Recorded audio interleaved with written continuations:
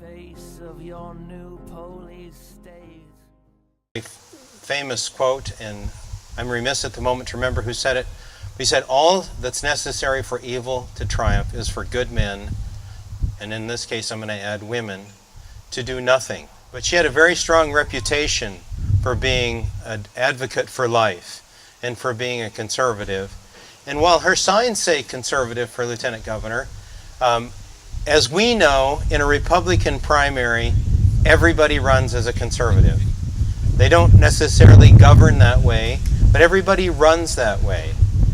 And I firmly believe the reason that Janice won the race is because she was the believable conservative, because she had legislated that way, had spoke that way, and had consistently lived that way.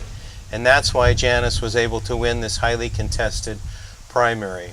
I'm very excited to work with Janice. The one thing that Tim asked me to do was tell you a little bit about how she, as lieutenant governor, she will interact with the Senate. And as the lieutenant governor, she is president of the Senate. And so the president of the Senate does what the name infers. They preside over the Senate. So when we debate, Janice will be the one up front running the meeting, as it were, running our floor session. So she will determine who speaks next, if they're following the rules. It can be challenging at times. The debate can get a little heated. She's seen that with her 10 years in the House. So she will have the opportunity to preside over the Senate.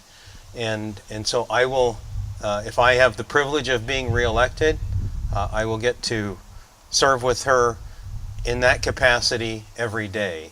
She also has other duties as lieutenant governor, but that's primarily her responsibility in the Senate. Now, she also gets to vote in the case of a tie. So without further ado, I would like to introduce to you the next and the first female lieutenant governor in the state of Idaho, Janice McGeachin. So I'm from Idaho Falls, and I am as I said, I'm very honored to be the Republican nominee to become your next lieutenant governor. As Republicans, there's so many things I love about being a Republican, but as Republicans, we believe that the strength of our nation relies on our faith in God, our Creator, the individual, and the traditional family.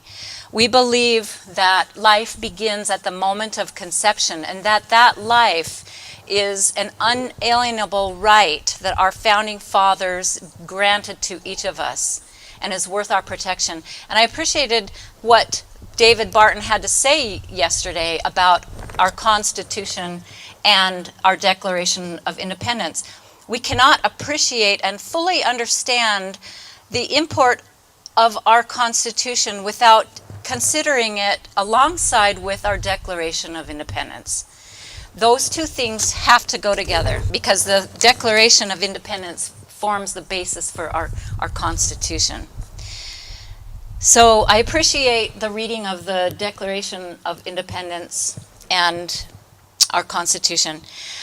Also, as Republicans, we believe that free enterprise is the best way to prosperity. These are just a few things about being Republicans that I am very honored to be representing all of you and so many people across the state as your nominee.